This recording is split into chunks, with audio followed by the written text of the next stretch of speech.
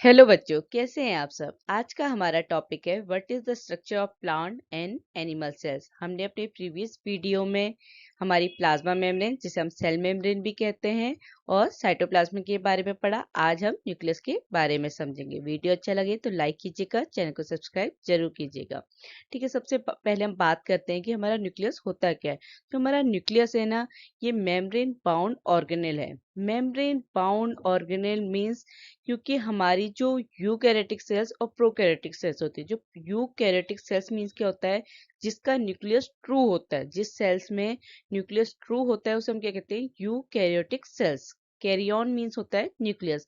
तो हमारे eukaryotic cells में जो हमारा न्यूक्लियस है वो मेम्ब्रेन बाउंड ऑर्गेनेल है, क्योंकि प्रोकैरियोटिक सेल्स में हमारा न्यूक्लियस में मेम्ब्रेन बाउंड ऑर्गेन, मतलब उसमें मेम्ब्रेन नहीं मिलती है प्रोकैरियोटिक सेल्स में। जो हमारा न्यूक्लियस है उसको हम सेल का कंट्रोल सेंटर भी कहते हैं, क्योंकि हमारी जो सेल्स में जो कुछ भी हो रहा है उसको कंट्रोल कौन कर रहा है, हमारा न्यूक्लियस। और ये न्यूक्लियस कहाँ पे प्रेजेंट होता है, हमारी सेल के सेंटर में। इसीलिए न्यूक्लियस को सेल का कंट्रोल सेंटर भी कहते हैं। अब समझते हैं कि हमारे जो न्यूक्लियस है उसका स्ट्रक्चर किस तरीके का होता है। हमारा जो न्यूक्लियस है उसमें डबल लेयर कवरिंग होती है। डबल लेयर कवरिंग हमारे न्यूक्लियस की, उसको हम क्या कहते हैं, न्यूक्लियर मेम्ब्रेन। हमने पढ़ा कि हमारे सेल की जो आउटर मोस्ट कवरिंग होती है, जिसे हम प्लाज्मा सेल या सेल मेम्ब्रेन भी कहते हैं, उसी तरीके से हमारे न्यूक्लियस के चारों तरफ जो डबल लेयर कवरिंग होती है उसे हम क्या कहते हैं, न्यूक्लियर मेम्ब्रेन कहते हैं। इस न्यूक्लियर मेम्ब्रेन में क्या होते हैं, पोर्स होते हैं।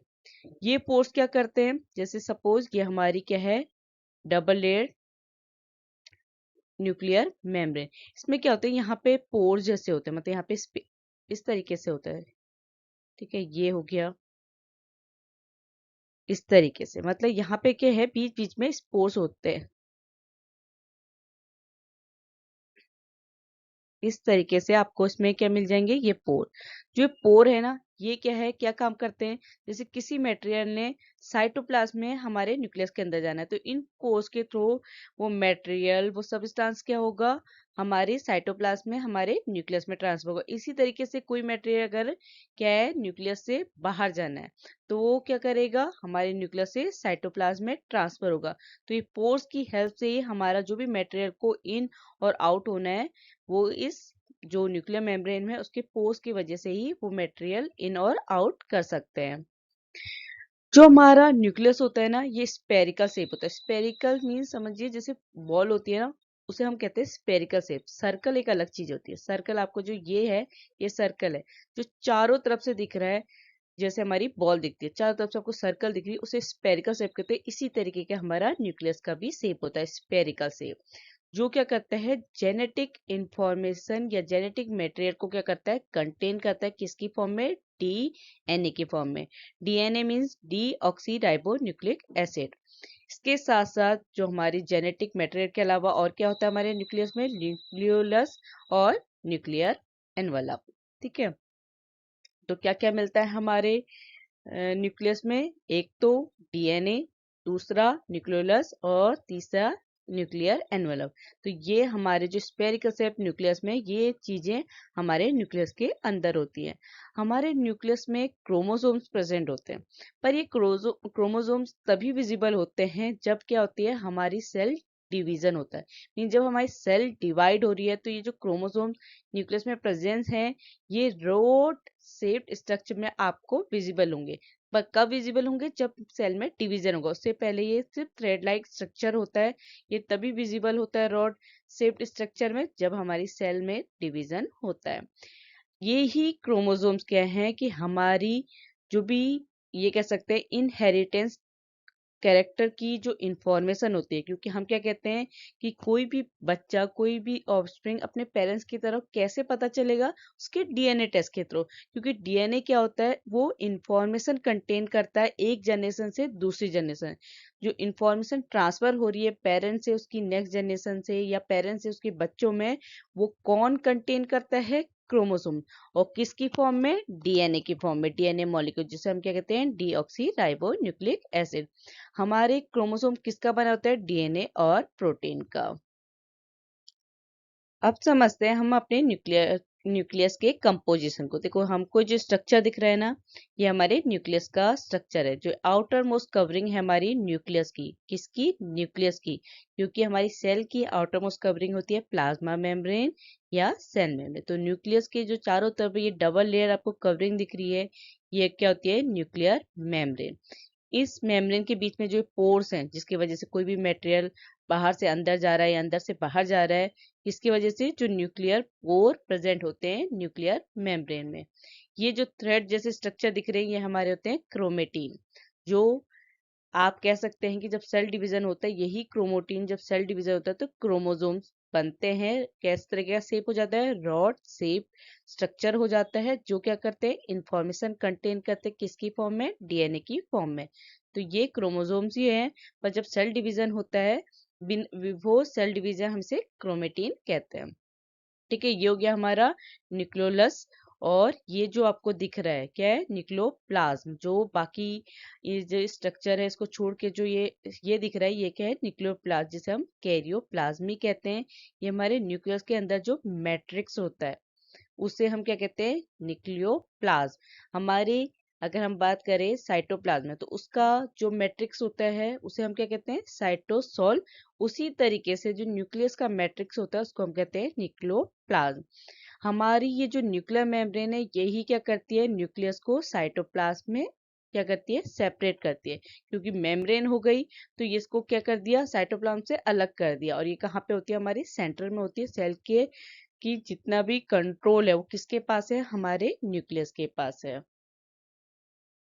अब समझते हैं हम न्यूक्लियस के काम को, कि न्यूक्लियस क्या क्या काम करता है हमारे सेल्स में। सबसे पहला जो न्यूक्लियस का फंक्शन है वो क्या है? Genetic information storage. क्योंकि हमें पता है कि हमारी जेनेटिक इंफॉर्मेशन किस तरीके से स्टोर रहती है न्यूक्लियस में? डीएनए के फॉर्म में। तो हमारी जो कह सकते हैं कि हमारा जो न्यूक्लियस है वो हमारी जेनेटिक इंफॉर्मेशन को स्टोरेज करने का काम करता है। किसकी फॉर्म में? डीएनए की फॉर्म में। ये इसका प्राइमरी फंक्शन है, मेन फंक्शन है। क्या? जेनेटिक इंफॉर्मेशन को स्टोर करना। दूसरा फंक्शन है डीएनए रेप्लिकेशन। जब क्या होता है? हमारे सेल साइकिल होती है, मीन सेल डिवीजन होता है, उस टाइम पे हमारे न्यूक्लियस में क्या होता है? डीएनए का रेप्लिकेशन होता है। डीएनए रेप्लिकेशन में क्या होता है कि जो हमारी क्योंकि डीएनए क्या करता है? जेनेटिक इंफॉर्मेशन स्टोर करता है। तो एक जो अपने पेरेंट्स से डॉटर सेल में जो इंफॉर्मेशन ट्रांसफर करने का काम, कब? जब हमारी सेल डिवाइड हो रहे, तो वो काम कहाँ पे होता है? न्यूक्लियस में। इसीलिए जो न्यूक्लियस है वो डीएनए रेप्लिकेशन का भी काम करता है। इसके बाद तीसरा फंक्शन है ट्रांसक्रिप्शन। ट्रांसक्रिप्शन क्या होता है कि जब डीएनए को एज ए टेम्पलेट यूज करके क्या सिंथेसाइज किया जाता है? RNA molecule. मींस डीएनए कैसे फॉर्म हो रहा है? आरएनए कैसे फॉर्म हो रहा है? डीएनए से। डीएनए का एक टेम्पलेट यूज करेंगे, पार्ट यूज करेंगे, उससे क्या सिंथेसाइज की जा रही है? उससे किस चीज का फॉर्मेशन किया जा रहा है? आरएनए मॉलिक्यूल का। तो इसी को हम क्या कहते हैं? ट्रांसक्रिप्शन। और ये कहाँ पे होती है? न्यूक्लियस में होती है। तो न्यूक्लियस क्या है? ट्रांसक्रिप्शन की साइट होती है, जहाँ पे डीएनए को एज ए टेम्पलेट यूज करके आरएनए मॉलिक्यूल सिंथेसाइज किया जाता है। आरएनए मॉलिक्यूल के साथ ही मैसेंजर आरएनए, जिसको हम शॉर्ट में क्या कहते हैं? एमआरएनए, राइबोसोमल आरएनए आरआरएनए, और ट्रांसफर आरएनए टीआरएनए, ये सब कहाँ पे होते हैं? न्यूक्लियस में होते हैं। और किससे? डीएनए से होते हैं। इसके बाद आता है हमारा न्यूक्लियोलस फंक्शन। हमने अपने स्ट्रक्चर में देखा था कि न्यूक्लियस हमारे न्यूक्लियस के अंदर प्रेजेंट होता है। तो इसका काम क्या होता है कि जो हमारे न्यूक्लियस है ना, वो क्या करता है? न्यूक्लियस राइबोसोम को असेंबल करने की, मतलब क्या करता है? राइबोसोम को इकट्ठा करने का काम करता है। जहाँ पे क्या है? हमारा आरएनए, जो क्या है? राइबोसोमल आरएनए क्या होता है? ट्रांसक्रिप्ट होकर जो राइबोसोमल सब यूनिट है उसको फॉर्म करता है। क्योंकि हमारा सबसे पहले आरएनए, आरएनए के बाद एमआरएनए, फिर आरआरएनए और टीआरएनए। तो क्या करता है? न्यूक्लियस का काम क्या है कि वो न्यूक्लियस के अंदर राइबोसोम्स को असेंबल करता है। और आरआरएनए का जो ट्रांसक्रिप्शन हो रहा है, तो मतलब आरआरएनए राइबोसोमल सब यूनिट, मतलब राइबोसोम्स को जो फॉर्म करें, उसका काम कहाँ पे होता है? न्यूक्लियोलस में। ठीक है, इसके बाद आता है रेगुलेशन ऑफ जीन एक्सप्रेशन। जो हमारा न्यूक्लियस है वो क्या करता है? जीन एक्सप्रेशन को कंट्रोल करता है। कंट्रोल करता है कैसे? कि जैसे हमारे जो अमाउंट है, क्योंकि डीएनए से हमारा क्या है? आरएनए सिंथेसाइज हो रहा है। तो कितना अमाउंट हमारा आरएनए सिंथेसाइज होगा, ये कंट्रोल करना किसका काम है? न्यूक्लियस का काम है।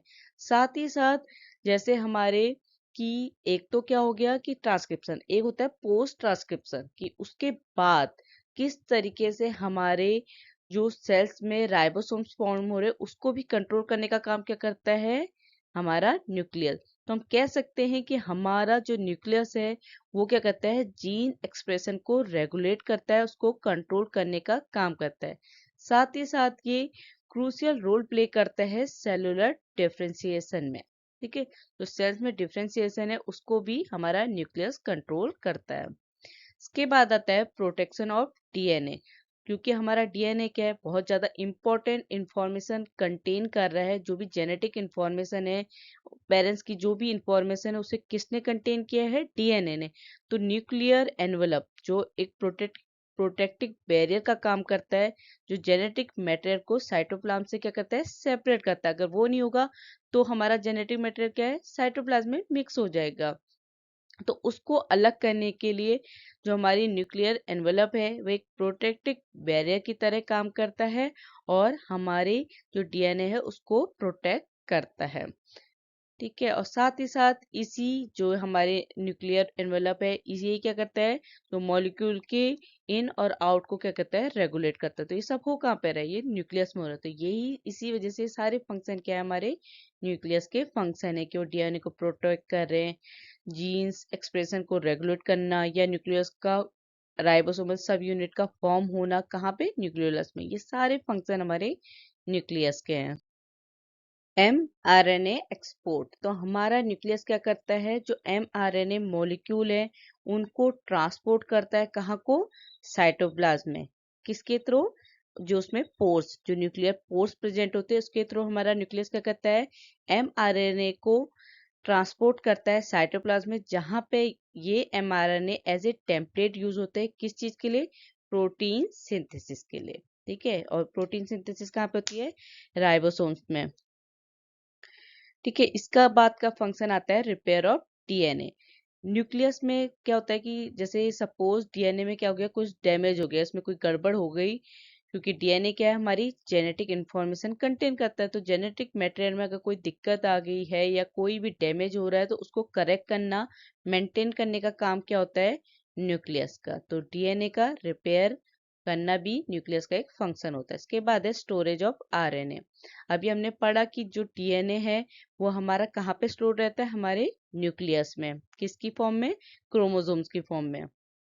ठीक है, तो हमारे डीएनए के साथ साथ आरएनए मॉलिक्यूल भी है हमारे न्यूक्लियस में स्टोर्ड रहते हैं, जो बाद में जब इनका फॉर्मेशन होता है उसके बाद ये क्या होते हैं? साइटोप्लाज्म को रिलीज किए जाते हैं और यूज किए जाते हैं हमारे वेरियस सेलुलर फंक्शन के लिए। क्योंकि जैसे हमने अभी पढ़ा ना कि एमआरएनए एक्सपोर्ट हुआ मींस कि उसको न्यूक्लियस से बाहर एक्सपोर्ट किया कहाँ को? साइटोप्लाज्म को। तो किस काम के लिए? प्रोटीन सिंथेसिस के लिए। तो हमारा जो न्यूक्लियस है वो आरएनए को स्टोर करता है, और जब भी उसको हमारे किसी भी सेलुलर फंक्शन के लिए उसकी नीड होती है तो उसको रिलीज करता है और उसका यूज करके बहुत ज्यादा, या आप कह सकते हैं वेरियस सेलुलर फंक्शन परफॉर्म किए जाते हैं। तो आरएनए का भी स्टोरेज कौन करता है? न्यूक्लियस। इन शॉर्ट हम कह सकते हैं कि जो हमारा न्यूक्लियस है वो क्या है? एक वाइटल ऑर्गेनेल है। वाइटल मतलब बहुत इंपॉर्टेंट ऑर्गेनेल है जो रिस्पॉन्सिबल है हमारी जेनेटिक इंफॉर्मेशन को सॉर्टिंग करने के लिए, जीन एक्सप्रेशन को कंट्रोल करने के लिए, और जो भी हमारा सेंट्रल रोल है जैसे हमारे डीएनए रेप्लिकेशन, आरएनए ट्रांसक्रिप्शन, ये सब कौन परफॉर्म करता है? हमारा न्यूक्लियस। कहाँ पे हो रहा है डीएनए रेप्लिकेशन या आरएनए ट्रांसक्रिप्शन? न्यूक्लियस में।